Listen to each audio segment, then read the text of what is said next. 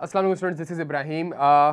Last classes में हमने directors के सेक्शंस पढ़े थे और कुछ 50-60 सेक्शंस हैं डायरेक्टर्स के जो कि हमारे सिलेबस का पार्ट हैं और बड़ा ही उसको अगर आप देखें तो किस तरीके से डायरेक्टर्स एलिजिबल होगा, क्या उसके ऊपर लॉज एंड रेगुलेशन अप्लाई होते हैं, पहला डायरेक्टर कौन सा होगा, कितने टाइप्स ऑफ डायरेक्टर हमारे पास मौजूद हैं, वो एग्जीक्यूटिव भी हो सकता है, वो नॉन एग्जीक्यूटिव भी हो सकता है, वो इंडिपेंडेंट भी हो सकता है, वो फर्स्ट डायरेक्टर भी हो सकता है, वो सब्सिक्वेंट डायरेक्टर भी हो सकता है, वो कैजुअल वैकेंसी वाला डायरेक्टर भी हो सकता है। तो इन सारे डायरेक्टर्स की रेम्यूनरेशन क्या होंगी, इनकी अपॉइंटमेंट क्या होगी, इनके टेन्योर क्या होगा, इनको रिमूव कैसे किया जा सकता है, कंपनी कैसे रिमूव करेगी, शेयर होल्डर कैसे रिमूव करेंगे, और सबसे इंपॉर्टेंट चीज़ क्या बाय लॉ वो रिमूव हो सकते हैं कि नहीं हो सकते, तो वो ipso facto ceases to hold office. सारे हमने सेक्शंस पढ़े, सबको लिंक करा हमने और फिर हमने डायरेक्टर्स की एक समरी बनाई जिसके अंदर जितने भी 50-60 सेक्शंस थे उनको हमने 3-4 पेजेस में समराइज कर दिया ताकि बच्चे के लिए क्विक रिवीजन के लिए आसानी रहे। और बड़ा ही लॉजिकली वो था कि किस तरीके से डायरेक्टर्स मिलके एक बोर्ड ऑफ डायरेक्टर्स बनते हैं और फिर बोर्ड ऑफ डायरेक्टर्स के सेक्शन स्टार्ट होते हैं। आज की क्लास में हमने क्या करना है कि हमारे पास हर अटेम्प्ट में जितने भी सवाल हैं, चाहे वो एमसीक्यूज हो, चाहे वो थ्योरी बेस्ड क्वेश्चन हो, चाहे वो सिनेरियो बेस्ड क्वेश्चन हो, उन सवालात को हमने इंशाल्लाह आज की क्लास में अटेम्प्ट करना है। स्टार्ट करते हैं सितंबर 22 से। कुछ एमसीक्यूज है, पहले उसको देख लेते हैं और एमसीक्यूज में आके बेसिकली क्या टेस्ट करना चाह रहा होता है, किस तरीके से चीज़ों को एनालाइज करता है, उसको हम देख लेते हैं। और सेकंड सबसे इंपॉर्टेंट चीज़ ये है कि जो नीचे सवाल हमारे पास सिनेरियो बेस्ड क्वेश्चन है उसको भी देख लेते हैं। सही है, देखें सबसे पहली चीज़ हमारे पास The chief executive officer of a company shall be considered to be the dash of a company। सही है, independent director, executive director, non executive director, chairman. अगर आप लॉ देखें तो लॉ में डायरेक्टली इस चीज को आंसर नहीं किया हुआ, लेकिन अगर आपने एग्जीक्यूटिव डायरेक्टर और नॉन एग्जीक्यूटिव डायरेक्टर और इंडिपेंडेंट डायरेक्टर की डेफिनेशन नहीं पढ़ी हुई अगर आपने, तो इस सिंपल से एमसीक्यू को करने में मसला आ जाता है। For example non executive director क्या होता है, जो कि फुल टाइम नहीं होता, इंडिपेंडेंट डायरेक्टर भी फुल टाइम नहीं होता, चीफ एग्जीक्यूटिव तो फुल टाइम डायरेक्टर होता है, वो तो पूरे अफेयर्स को मैनेज कर रहा होता है, वो तो 9 to 6 काम कर रहा होता है। तो इसका मतलब है हमारे पास यहाँ पे जो इसका आंसर होगा, यहाँ पे जो इसका आंसर होगा, it shall be considered as an executive director. सही है, तो यहाँ हमारे पास इसका आंसर बी हो जाएगा। अच्छा, एक और एमसीक्यू देखते हैं। The board of jail comprises of 12 directors. A meeting of the board was called to consider the removal of Adnan from the position of the company's chief executive। यहाँ पे removal की बात चल रही है चीफ एग्जीक्यूटिव की, बच्चों सही है, यहाँ रिमूवल की बात चल रही है चीफ एग्जीक्यूटिव की। In the set board meeting 10 directors were present. कह रहा है considering the situation the resolution to remove Adnan has to be passed by not less than 9 director, not less than 7, not less than 8 and not less than 5 directors। अब जब ये law को अगर आप देखेंगे तो देखें इसमें मसला क्या है। मसला ये है कि मैं या तो कंपनी के 12 डायरेक्टर्स हैं, या तो मैं 12 का जो फॉर्मूला है उसको अप्लाई करूं, 12 पे अप्लाई करूं, या जब मीटिंग थी तो 10 डायरेक्टर मौजूद थे। तो देखें लॉ इस तरीके से आपको एग्जामिन कर रहा होता है। हम सामने रखते हैं सेक्शन 190। सेक्शन 190 को अगर देखें रिमूवल ऑफ चीफ एग्जीक्यूटिव को, the board by resolution passed by not less than 3/4। चलें 3/4 हमें पता चल गया, हमने 3/4 लेना है। सही है, ये तो हमें पता चल गया कि भाई हमने लेना है 3/4, इसमें कोई मसला नहीं है। Of the total number of directors for the time being, of the total number of the directors for the time being. तो इसका मतलब है मीटिंग में कितने मौजूद थे ये मैटर नहीं करता, total number of directors for the time being. आपके पास 12 डायरेक्टर्स हैं, आपके पास 12 डायरेक्टर, तो 12 का मल्टीप्लाई बाय 3 डिवाइडेड बाय 4 करना होगा, तो आपके पास आंसर 9 आएगा। तो नॉट लेस देन 9 डायरेक्टर आपका एक अप्रोप्रिएट और ठीक आंसर होगा। अच्छा, इसके अंदर देखें अब आके मजीद क्या कर सकता है। 12 डायरेक्टर मौजूद हैं, लेट से मीटिंग में 10 प्रेजेंट है, ठीक है। इसको आई कैप यूं भी कर सकता है कि भाई 15 डायरेक्टर्स इलेक्ट हुए थे, 3 की कैजुअल वैकेंसी हो गई है, एग्जिस्टिंग बोर्ड पे 12 बैठे हुए। अब मुझे आप बताएं कि जी 15 को मैं मल्टीप्लाई बाय 3 डिवाइडेड बाय 4 करूं या फिर 12 को मल्टीप्लाई बाय 3 डिवाइडेड बाय 4 करूं, इसका आंसर मुझे आपसे चाहिए। सही है, अच्छा थोड़ा सा और आगे बढ़ते हैं। The election of the board of director of Mellon Guarantee Limited was held on 2 June 2022, in which Farhan was re-elected. In September he got sick and has to go to China for the medical treatment on 15 September 2022। During his absence he wants to appoint an alternate director। सही है, तो इसका मतलब है assignment of office करने जा रहा है जो कि प्रोहिबिटेड है और एक जगह पे वो आपको किस तरीके से अलाउ करते हैं उसको देख लेते हैं। Farhan would be entitled to appoint an alternate director with the approval of the board if he returns on or after. और आपको एक डेट दे दी है, पहला आपको कह रहा है 1 महीने बाद, फिर कह रहा है 2 महीने बाद, फिर कह रहा है 2.5 महीने बाद और फिर कह रहा है 3 महीने बाद। सही है, हम लॉ देख लेते हैं। Notwithstanding anything contained in subsection 1, the appointment by a director with the approval of the board of an alternate director or substitute director to act for him during his absence from Pakistan of not less than 90 days, during his absence from Pakistan of not less than 90 days shall not be deemed to be an assignment of office, तो इसका मतलब है 90 days से ज़्यादा अगर वो पाकिस्तान से बाहर है तो इस केस में वो अपनी ऑफिस को जो है ये ऑफिस असाइनमेंट नहीं कहलाएगी, ये एक ऑल्टरनेट और सब्स्टिट्यूट डायरेक्टर को अपॉइंट कर सकता है। तो अपेरेंटली हमारे पास आंसर जो यहाँ पे हो जाएगा 15 दिसंबर, बिकॉज 15 सितंबर से अक्टूबर, नवंबर, दिसंबर यहाँ पे आपके 90 डेज पूरे होते हैं। अच्छा, थोड़ा सा और आगे चलें। Which of the following statement is correct with regards to the roles and responsibilities of the chairman of the board of director of a company। चार आपको इसने रिस्पॉन्सिबिलिटी बताई हुई हैं, और अगर आप लॉ देखें तो लॉ कहता है the board shall clearly define the respective roles and responsibilities of the chairman and chief executive. The board shall determine the responsibilities, तो इसका मतलब है इसका आंसर डी होगा, the roles and responsibilities shall be clearly defined by the board of a company. सही है। अच्छा, इसी के बाद थोड़ा सा और आगे चलें। एमएल's election of director is to be held on 30 September 2022। Kamal intends to file a notice of intention to offer himself for the election as the company's director। He was adjudicated as an undischarged insolvent on 30 सितंबर 2019। ये एक undischarged insolvent था, इसने अपनी liability discharge नहीं करी थी। तो section 153 को अगर देखो तो सेक्शन 153 कहता है जी ये बंदा एलिजिबल नहीं हो सकता। ठीक है। Which of the following is not correct. देखिए वर्ड आपने देखना, आई के अपना वर्ड के यूज करें, नॉट करेक्ट। कौन सा स्टेटमेंट ऐसा है जो कि ठीक नहीं है? पहला, he is eligible to be appointed as the director of ML if he is ML's member and has discharge all his liabilities. ये तो करेक्ट है कि अगर वो डिस्चार्ज कर दे और मेंबर होगा तो बन सकता है, बिल्कुल, ये तो करेक्ट स्टेटमेंट है। He shall not offer himself for the position of director till he is educated as solvent। ये भी बिल्कुल सही है कि ये तो ऑफर कर ही नहीं सकता जब तक अपनी लायबिलिटी डिस्चार्ज ना कर दे। डी पढ़ लेते हैं। Person can not be eligible to offer himself for the position of director if is adjudicated as an undischarged insolvent. ये भी बिल्कुल सही है, करेक्ट स्टेटमेंट है कि भाई अगर वो अनडिस्चार्ज इंसॉल्वेंट है तो वो डायरेक्टर नहीं बन सकता। He is entitled to contest the election of director on the completion of 3 years period that is September 2022। This is the wrong answer, this is not the correct answer. जब तक वो undischarged insolvent है ये company का director नहीं बन सकता। अच्छा, थोड़ा सा आगे चलते हैं बच्चों, और अब हम एक काम ये करते हैं, अब हम आते हैं सिनेरियो बेस्ड क्वेश्चंस की तरफ। सही है, सिनेरियो बेस्ड क्वेश्चंस की तरफ। तो हम एक काम ये कर लेते हैं, हम सबसे पहले क्वेश्चन नंबर 10 देख लेते हैं। सबसे पहले हम क्वेश्चन नंबर 10 पढ़ लेते हैं। बड़ा जबरदस्त सवाल है और उसको हमने देखना है कि किस तरीके से एक अच्छा आंसर हम यहाँ पे प्रोड्यूस कर सकते हैं। देखें यार बच्चों, मेरी बात सुनो। Cherry limited is engaged in the business of manufacturing and selling of air conditioner। On 15th August 2022, Aslam, one of the director with the consent of the chief executive, has entered into a contract on behalf of CL with Termine Limited as a distributor for the supply of air conditioner in Punjab। The spouse of Aslam holds 5% shares in TL।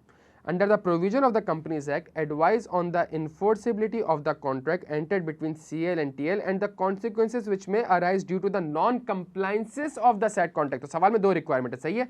And the consequences which may arise due to the non-compliance of the said contract। देखें, अगर हम सवाल पढ़ें और एक चीज हम समझने की कोशिश करें, आप एक कंपनी है CL, सही है, इसका एक डायरेक्टर है, इस CL का एक डायरेक्टर है और इसने हरकत क्या करी है? One of the director Aslam with the consent of the chief executive, इसने किसको इन्वॉल्व कर लिया?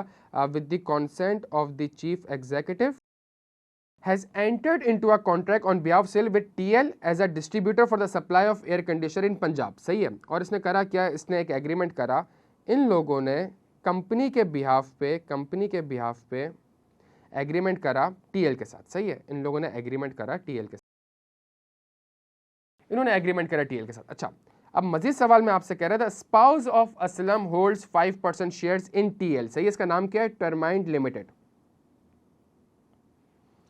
जो डायरेक्टर है असलम, इनकी स्पाउस इस कंपनी में 5% शेयर्स होल्ड करती हैं, 5% शेयर्स होल्ड करती हैं। ठीक है, ये एक ट्रांजैक्शन हुई है। ठीक है, डायरेक्टर की बेगम TL में 5% शेयर्स होल्ड करती हैं और डायरेक्टर ने CEO की कंसेंट के साथ लेके एक TL के साथ एक ट्रांजैक्शन कर लिया और उसको डिस्ट्रीब्यूटर वाला एग्रीमेंट वगैरह बना दिया। सही है।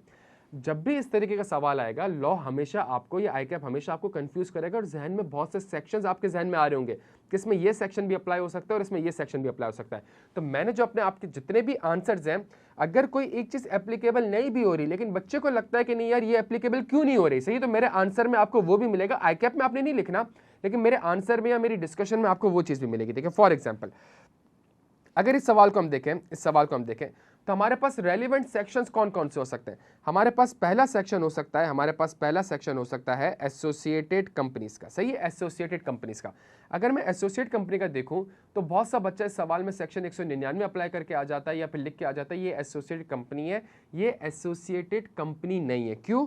बिकॉज लॉ आपसे कहता है if a person who is the owner or a partner or a director of a company or undertaking or who directly or indirectly holds or controls shares carrying not less than 20% of the voting power। सही है, 20% of the voting power, 20%। सही है, और सवाल में कितना दिया हुआ है? 5% दिया हुआ है। तो इसका मतलब है कि यहाँ पे ये एसोसिएटेड कंपनी नहीं है। सही है। अच्छा, shares shall be deemed to be owned, held or controlled by person if they are owned, held or controlled by that person or by the spouse. तो बेगम के पास शेयर्स तो है लेकिन 20% शेयर्स नहीं, तो इसलिए यहाँ पे ये एसोसिएट कंपनी नहीं है। तो ये मेरा आंसर में आपको मिल जाएगा। As the share holding is less than 20% by the spouse of the director, therefore both the companies are not the associated companies. Consequently, section 199 is not applicable। तो एसोसिएट कंपनी नहीं। अच्छा, अगर ये एसोसिएटेड कंपनी हो जाती तो फिर मैं देखता कि ये जो इन्वेस्टमेंट इन एसोसिएटेड कंपनी, तो क्या ये इन्वेस्टमेंट की डेफिनेशन में फॉल कर रहा है कि नहीं कर रहा। सही है, फिर मुझे जाके सेक्शन 199 देखना होता। तो अभी आपके लिए मैंने ये कह दिया कि सेक्शन 199 एप्लीकेबल नहीं है। ठीक है। अच्छा, सेकंड चीज बड़ी इंपॉर्टेंट, क्या ये हमारी रिलेटेड पार्टी ट्रांजैक्शन है? मैं आपके सामने रिलेटेड पार्टी ट्रांजैक्शन की डेफिनेशन पढ़ता हूं। अ कंपनी में एंटर इनटू अ कॉन्ट्रैक्ट और arrangement with a related party only in accordance with the policy approved by the board. तो बोर्ड पॉलिसी में कह सकता है कि मेरे पास अप्रूवल के लिए आना या शेयर होल्डर के पास अप्रूवल के जाना। सही है। The expression related party includes, बहुत बड़ी डेफिनेशन मैंने पूरी नहीं लिखी, जो रेलिवेंट है वो लिखी है। A public company in which a director और manager is a director or holds along with his relatives any share of its paid up share capital। अब सवाल में ये देखना है पब्लिक कंपनी, यह वर्ड यूज हो रहा है प्यारे बच्चों, पब्लिक कंपनी। क्या सवाल में ये पब्लिक कंपनी है? यस, पब्लिक कंपनी है, बिकॉज नाम से लग रहा है कि लिमिटेड है, प्राइवेट का वर्ड नहीं आ रहा, तो इसका मतलब ये प्राइवेट कंपनी नहीं है, ये पब्लिक लिमिटेड कंपनी है। लिस्टेड हो अनलिस्टेड हो अब मेरे लिए मैटर नहीं करता, बिकॉज लॉ ने कहा है पब्लिक लिमिटेड कंपनी के ऊपर ही अप्लाई होगा। सही है। तो यहाँ पे मेरे पास ये पब्लिक और रिलेटिव की डेफिनेशन में स्पाउस भी आ गया। तो चूंकि स्पाउस ने 5% शेयर्स इस पब्लिक कंपनी में होल्ड किए हुए हैं, स्पाउस ने 5% शेयर्स इस पब्लिक कंपनी में होल्ड किए हुए हैं, स्पाउस ने मेरे बच्चों 5% शेयर्स पब्लिक कंपनी में एक्वायर किए हुए हैं, तो इसका मतलब है ये मेरे पास कहलाएगी रिलेटेड पार्टी। सही, इसमें डायरेक्टर कंसर्न्ड और इंटरेस्टेड है। आज हम थोड़ा सा और आंसर को देखते हैं। द ट्रांजैक्शन इज नॉट, ये सुनिएगा मैंने उसको ड्राफ्ट कैसे किया। सही है। The transaction is not directly with the spouse of the director. The transaction is not directly with the spouse of the director. However, it is with the public company in which the spouse of the director holds shares. Therefore, it is a related party. सही है, related party transaction है। It is clear from the question। अच्छा, law आपसे क्या कहता है? With the policy approved by the board. लेकिन अगर आप सवाल देखें तो चीफ एग्जीक्यूटिव को मिला के ट्रांजैक्शन कर ली गई है। तो it is clear from the question that no consent from the board had been obtained, therefore such transaction needs to be ratified by the board or the shareholder at a meeting within 90 days from the date of the contract। तो अगर उन्होंने नहीं करा तो board और members के पास right है कि वो 90 दिन के अंदर इस ट्रांजैक्शन को रेटिफाई कर दें। अगर if such contract is not ratified by the board then such contract shall be voidable at the option of the board and Mr. Aslam, और इसके अंदर हम ऐड कर देंगे सीईओ को भी shall indemnify the company against any losses incurred on it। तो मैंने उल्टे हाथ पे पूरा लॉ लिखा हुआ है प्यारे बच्चों, उल्टे हाथ पे लॉ लिखा हुआ है। आप देखें मैंने इतने बड़े लॉ को, इस कदर बड़े लॉ को किस तरीके से मैंने एक अच्छे कॉन्सेप्ट में आईकैप को डिलीवर कर दिया। सही है। तो ideally there must be a law कि आप कहोगे भाई जी as per related party definition. सही है। अगर रिलेटिव या डायरेक्टर या मैनेजर पब्लिक कंपनी में शेयर्स होल्ड करता है तो ये रिलेटेड पार्टी है। In the above question this is the related party as the spouse of the Aslam holds the 5% shares in the TL which is a public company। तो इस तरीके से मैंने लॉ को लिखते हुए एक अच्छा सा आंसर और उसको इंटरप्रिटेशन और उसको समझाना है कि भाई लॉ ये कहता है, मैंने ये पिक करा है और इसके बेसिस पे मैं आपको ये इंटरप्रिटेशन करके दे रहा हूँ, या फिर सवाल में जो आपने पूछा है उस लॉ की एप्लीकेशन में आपको इस तरीके से करके दे रहा हूँ। सही है। तो इसका मतलब है मैंने सारी चीजें उसको यहाँ पे कवर कर दी है। अच्छा, एक और चीज as the spouse of the director holds 5% shares in TL, therefore there is an interest of Aslam in a contract entered by the company with TL and the same needs to be disclosed in the board meeting. तो उसको एक काम ये भी करना चाहिए था, चूंकि वो कंसर्न और इंटरेस्टेड डायरेक्टर है तो उसको ये चीज डिस्क्लोज करनी चाहिए थी प्यारे बच्चों। तो सेक्शन 199 अप्लाई नहीं होगा, सेक्शन 208 के हिसाब से रिलेटेड पार्टी ट्रांजैक्शन है और सेक्शन 205 के तहत वो डिस्क्लोजर उसको करना था। और कल को अगर वो बोर्ड मीटिंग बैठती है तो ये इंटरेस्टेड डायरेक्टर है, ये मीटिंग में पार्टिसिपेट नहीं करेगा। तो इसके लिए एक सिंपल सा कॉन्सेप्ट अगर आप चाहें तो डिलीवर कर सकते हैं कि ये अगर कल को बोर्ड इसको रेटिफाई कर रहा होगा लेट से, तो ये चूंकि ये डायरेक्टर है ये डिस्कशन में इन्वॉल्व नहीं होगा, ये वोट नहीं करेगा और इसका क्या कहते हैं प्रेजेंस भी कोरम के लिए काउंट नहीं करेगी, 2-3 लाइनें लिख के आ जाएगा। तो किस तरीके से एक सवाल को सेक्शन 199 पहले अप्लाई कर रहे हैं, अप्लाई नहीं हो रहा, फिर 205 208 की तरफ जा रहे हैं, फिर कंसर्न इंटरेस्टेड डायरेक्टर की तरफ जा रहे हैं, फिर वोटिंग की तरफ जा रहे हैं और फिर रिस्ट्रिक्शंस की तरफ जा रहे हैं। तो लॉ को आपने इस तरीके से लिंक करना है और इस तरीके से एक अच्छा आंसर उसको कम्युनिकेट करना है। इसी तरीके से एक और जो आईके करते ही आए एक चीज़ बड़ी ज़बरदस्त, उसको देख लेते हैं। देखें अगर आप सितंबर 22 की अटेम्प्ट में देखें, एक और बड़ा ज़बरदस्त सवाल है, बड़ा ज़बरदस्त सवाल है, इसके अंदर आपके इतने कॉन्सेप्ट एग्जामिन हुए कि आप सोच नहीं सकते। और जब मैं बार बार आपसे कह रहा था कि यार देखिए मीटिंग्स पढ़ा दिए, मीटिंग्स के पास पेपर्स भी करा दिए, कुछ सवाल मैंने होल्ड पे रखे हुए थे बिकॉज वो मीटिंग्स और डायरेक्टर के साथ मिल के आ रहे होते हैं। सही है, अगर हम यहाँ पे देखें, Ali, Sabra, Ubaid and Aamir were the subscriber of the NL which was incorporated on 1st January 2020 to carry on the business of trading of leather jacket. In the first AGM they were elected as NL director। 4 director यहाँ पे elect हो गए बच्चों। सही है, 4 director यहाँ पे elect हो चुके हैं, 4 डायरेक्टर इलेक्ट हुए। सही है, और ये कंपनी का नाम क्या है, नैंस लिमिटेड है। तो इसका मतलब है कंपनी पब्लिक है, लिस्टेड है, अनलिस्टेड है, थोड़ी देर में देख लेते हैं। सवाल में लिखा हुआ नहीं लेकिन सवाल में बताया है उसने इनडायरेक्टली।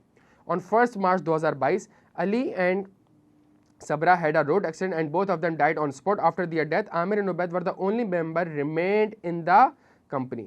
तो भाई बाद में कंपनी के पास कितने डायरेक्टर रह गए, बाद में कंपनी के पास सिर्फ और सिर्फ 2 डायरेक्टर्स रह गए। Under the provision of the companies act discuss the duties of Ubaid and Aamir in the above situation, state the consequences on NL and its member if Ubaid and Amir fail to fulfill their duties as discussed in a above.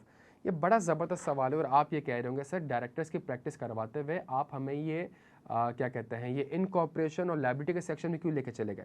बच्चों इसके पीछे एक logic है, देखिए थोड़ा समझने की कोशिश करें। आपने बड़ा आराम से कह दिया होगा कि सर अगर एक company minimum number of members की जो रिक्वायरमेंट है उससे कम में बिजनेस कैरी करती है तो 180 दिन तक तो उसको छूट है, उसके बाद अगर कोई हुआ तो जो भी क्रेडिटर वगैरह है वो उसको डायरेक्टली लायबल हो सकता है। सही, ये पूरा सेक्शन है।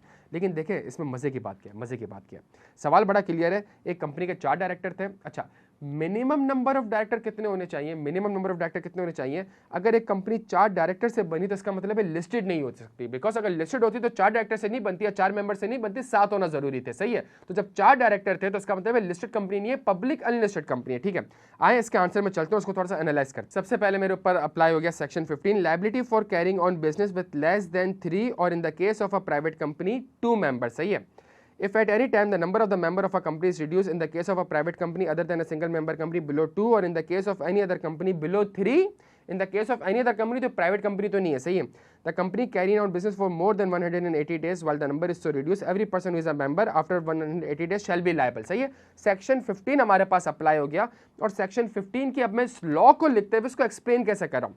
The company is a public company, therefore the minimum number of members shall be 3. On 1st March, Ali and Sabra died in a road accident. Therefore, the number of members reduced to 2. Requirement 3 की है, reduce हो गए 2 हो गए. If Ubaid and Amir carry on business for more than 180 days from 1st March, while cognizant of the fact that the number of members is below 3, they shall be severally liable for the payment of the whole debt of the company contracted during that time.